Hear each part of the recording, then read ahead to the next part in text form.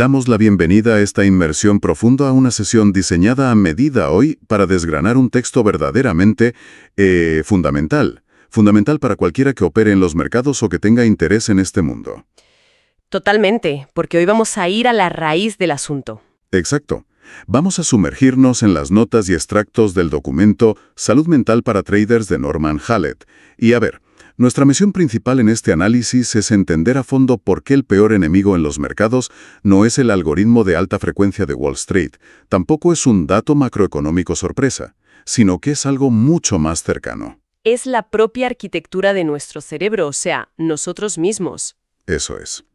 Y para arrancar, quiero plantear una escena con la que cualquier persona orientada al aprendizaje o a la planificación meticulosa se puede identificar, vamos, casi físicamente. Hablamos de esa sensación de haber hecho los deberes. Ostras, ya sé por dónde vas. Claro. Te pasas horas y horas buscando el sistema perfecto, afinando indicadores, ajustando la gestión monetaria, te pones el mono de trabajo del análisis técnico. Y llega el momento.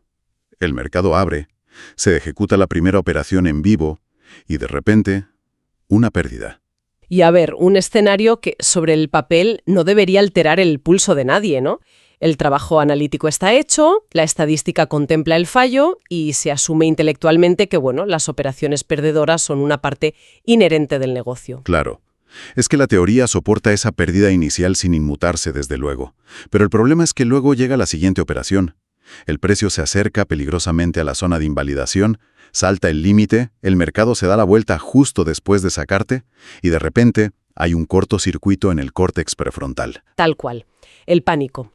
O una frustración ciega que se apodera del mando. Y todas esas reglas, ese plan de actuación tan cuidadosamente blindado el fin de semana, se desintegran. Entonces, la gran pregunta que queda flotando frente a los monitores es, ¿qué mecanismo interno ha fallado de forma tan catastrófica? Pues mira, el reflejo inmediato, casi por puro instinto de conservación, es culpar al entorno. Siempre. Se asume que la volatilidad es anómala, o que el creador de mercado está manipulando el precio. O el típico es que el software va con retardo. Exacto. Siempre buscamos la respuesta en factores externos, en el ruido de las noticias. Pero la respuesta real es mucho más incómoda, porque reside en la propia incapacidad humana para soportar la presión en tiempo real. Por muy brillante que sea una estrategia matemática, su esperanza matemática se reduce a cero si quien la ejecuta no tiene aislamiento emocional. Es de una ironía colosal, de verdad. Porque se ven constantemente casos de gente dispuesta a invertir miles de euros en configuraciones de 4 pantallas, bases de datos, conexiones de fibra, y luego no destinan ni un céntimo, ni una triste hora de introspección a prepararse para el impacto biológico de perder dinero real. Esa desconexión entre el gasto tecnológico y la preparación mental es justo el punto de partida que Hallett disecciona de forma brillante. O sea, si analizamos por qué buscar el sistema perfecto es una pérdida de tiempo sin base psicológica, los datos históricos son reveladores. En el texto cuenta una anécdota de la Trader Expo de Chicago en 2003. Madre mía, la Trader Expo. Uno de los eventos presenciales más masivos del sector en esa época. Enorme. Un recinto ferial gigante con 113 puestos de exposición. Pues bien, de ese total, 111 y medio estaban dedicados a comercializar software, datos ultrarrápidos, algoritmos automáticos. Vendiendo la moto, vamos. El santo grial para no tener riesgo. Exactamente. Todos prometiendo la fórmula mágica. ¿Y sabes qué pasaba con ese puesto y medio restante? Pues me imagino que era el rincón de los marginados. Era el único espacio de toda la feria dedicado a la psicología, a la mente del operador. La desproporción es de chiste. Y lo más revelador es cuando contrastas esto con lo que dicen los verdaderos supervivientes del mercado. Figuras legendarias como Steve Nissen o Larry Williams. Que son palabras mayores. Totalmente.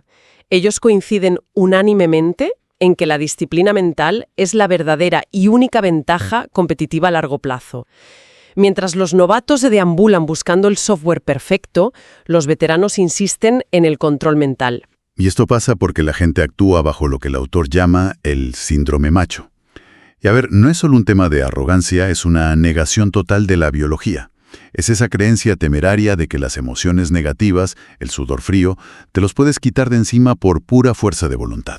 Como si ser un profesional en tu día a día te hiciera inmune al estrés financiero. Claro. Y para aterrizar esto, me viene a la cabeza una analogía. Es como si te compras el coche de Fórmula 1 más caro de la parrilla, con la mejor telemetría del mundo, y te metes a conducirlo en una pista mojada sin tener ni el carné de conducir. O sea, el problema no es el motor. Es quien va al volante, claro. Por mucha carga aerodinámica que tenga, el fallo es la persona que carece de reflejos cuando el coche pierde tracción. Lo fascinante aquí, siguiendo con tu analogía de la pista mojada, es que no hay un sistema de tracción universal. El sistema perfecto es el que se adapta a la personalidad del conductor. Es de cajón. Hay que evaluarse. O sea, ¿eres una persona impaciente que no puede dormir con operaciones abiertas? ¿O prefieres posiciones a largo plazo y aguantas el ruido intradía? La batalla se gana dentro de uno mismo, mucho antes de darle al botón de comprar. Vale, entonces, una vez que aceptamos que nosotros somos ese piloto inexperto, tenemos que analizar qué mecanismo nos hace estrellarnos al poner el dinero sobre la mesa. Hay una regla de oro en este mundillo: limitar las pérdidas y dejar correr las ganancias. El mantra por excelencia. Cortar rápido lo que sangra. Sin embargo, el texto subraya que los novatos hacen sistemáticamente lo contrario. Ahogan las ganancias por impaciencia y dejan que las pérdidas se hagan enormes.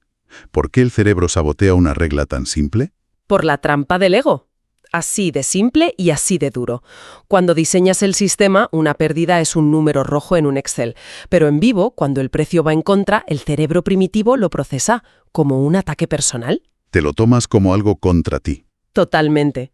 Aceptar esa pérdida se percibe internamente como aceptar que eres un idiota o que tu familia tenía razón al llamarte loco por meterte en esto. El valor personal queda secuestrado por una operación que estadísticamente no es nada. Ostras, y para proteger ese ego empezamos a mover los límites de pérdida, los stops. Exacto. Arrastras el stop un poco más abajo, buscas en las noticias algo que justifique no cerrar, aferrándote a la esperanza de que el mercado se dé la vuelta para no sentir ese dolor. Y así conviertes una pérdida pequeña en un desastre. Y esto además se amplifica por el dinero asustado. Ah, el capital de riesgo frente al capital de supervivencia. Eso es. Si el dinero que estás operando no es cómodamente perdible, si afecta a tu estilo de vida o a la hipoteca, la amígdala toma el control. Pasa como en el blackjack. El que cuenta sus fichas sudando frío termina perdiendo frente a los que juegan con confianza basados en la probabilidad. Vale, pero a ver, voy a hacer de abogado del diablo un momento, porque esto me parece un desafío intelectual interesante. ¿No es la naturaleza humana aferrarse a la esperanza? O sea, si ves que el mercado da bandazos, ¿no es biológicamente instintivo querer mover el límite para evitar el dolor inmediato y darle oxígeno a la operación? Biológicamente es impecable. El problema es que el mercado es profundamente antinatural. Recompensa lo contrario a la intuición. Hay que recordar que es un juego de matemáticas y probabilidad. Incluso un sistema que es ganador a largo plazo puede implicar perder el 45% de las veces. Casi la mitad. Claro. Si tu instinto de evitar el dolor a corto plazo se interpone y no cortas esas pérdidas, arruinas la estadística. Si el ego entra en la ecuación matemática, te vas a la quiebra. El trading no es un juego para la persona que piensa mientras opera. Hollywood nos ha vendido lo contrario, ¿verdad? Totalmente. La idea del genio resolviendo enigmas frente a la pantalla. Pero el texto dice que el desgaste intelectual es para el diseño, para hacer pruebas históricas. Al operar en directo hay que ser una máquina, no se piensa. Y para ilustrar esto, la analogía del piloto es brutal. Es que aquí es donde se pone realmente interesante la dicotomía. Es como un piloto de avión cruzando una tormenta. En tierra hace los cálculos, planifica la ruta con toda su inteligencia. Pero en medio de las nubes negras con turbulencias no se pone a filosofar sobre la termodinámica. Claro que no. Simplemente confía fiedamente en sus instrumentos. Si el radar dice sube, tiras de la palanca. Si conectamos esto con el panorama general, intentar debatir con los instrumentos en medio de la tormenta es letal. En el texto se cuenta la anécdota del apagón en Nueva York. Un operador experimentado que no usaba stops automáticos, sino un stop mental. La famosa ilusión de control. Yo lo cierro manualmente si la cosa se pone fea. Exacto. Se creía más rápido que el mercado. Pues hubo un apagón local, se quedó sin conexión 15 minutos y en ese tiempo ciego el mercado colapsó. Su límite mental se transformó en pura angustia y perdió una fortuna. La única variable debe ser el sistema, no el operador improvisando. Y no es solo el hardware, es el ruido. escuchar a gurús, ver gráficos de otros que te hacen ver patrones donde no los hay, solo porque tienes el mono de entrar al mercado. Me encanta una frase del texto que dice: prefiero estar fuera de un mercado en el que desearía estar, que dentro de un mercado que desea sacarme. Es la esencia de la disciplina. El coste de quedarse fuera es solo la frustración temporal.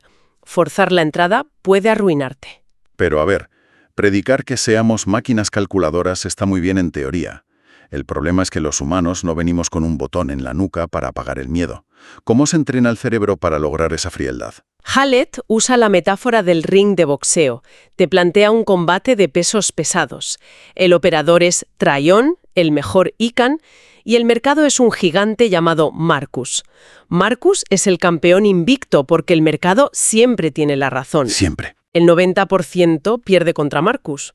Y el 10% que sobrevive no lo hace por ser más rápido, sino porque lleva un diario de operaciones entre asaltos. Un diario. Un diario. Y no es un registro contable, ¿eh? Es una herramienta para una autoevaluación brutal y descarnada. Cuando cometes errores estúpidos, como mover el stop, escribirlo genera tanta vergüenza interna, tanto malestar, que te da la fuerza para no repetirlo. O sea, te obligas a mirarte al espejo y ver el desastre. Pero oye, el texto luego se mete en el entrenamiento mental subconsciente y la visualización. Habla de ondas cerebrales alfa. Un momento. Visualizar. Abrazar un árbol y desear ser rico. Esto suena un poco místico para un mundo lleno de gráficos y matemáticas, ¿no te parece? Ya, estoy segura de que suena a esoterismo barato. Es la reacción lógica de cualquier mente analítica. Pero no es el secreto ni magia, es neurociencia pura y dura. Pone el ejemplo de Tiger Woods y cómo programa su mente para el golf. Los operadores deberían hacer lo mismo. Sigo necesitando que me expliques el mecanismo, porque cuando el mercado se desploma, el ritmo cardíaco ignora las ondas alfa. A ver, no se trata de relajarse mientras pierdes dinero. Se trata de crear disonancia cognitiva. Cuando bajas a frecuencias alfa, el cerebro es más plástico. Si te visualizas repetidamente a ti mismo ejecutando las pérdidas a tiempo, como un profesional disciplinado, creas nuevas vías neuronales. Construyes una nueva autoimagen. Forjas una identidad diferente. Exacto. Y en la sesión real, bajo presión extrema, actuar en contra de esa autoimagen programada genera dolor psicológico. Te resulta más insoportable traicionar tus propias reglas que perder el dinero de esa operación. Haces lo correcto porque lo contrario te daña la identidad. ¡Qué locura cómo funciona el cerebro!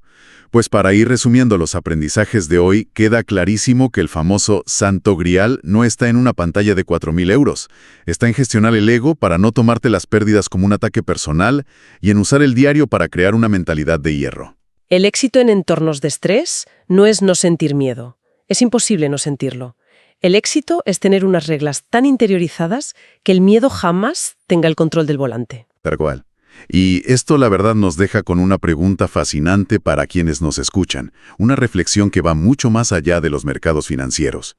Si acabamos de ver cómo el ego humano prefiere arruinarse a largo plazo antes que aceptar una pequeña derrota controlada en el presente, ¿en cuántas otras áreas de la vida diaria estamos saboteando nuestro propio éxito futuro simplemente por no querer admitir hoy que nos hemos equivocado? Ahí lo dejamos.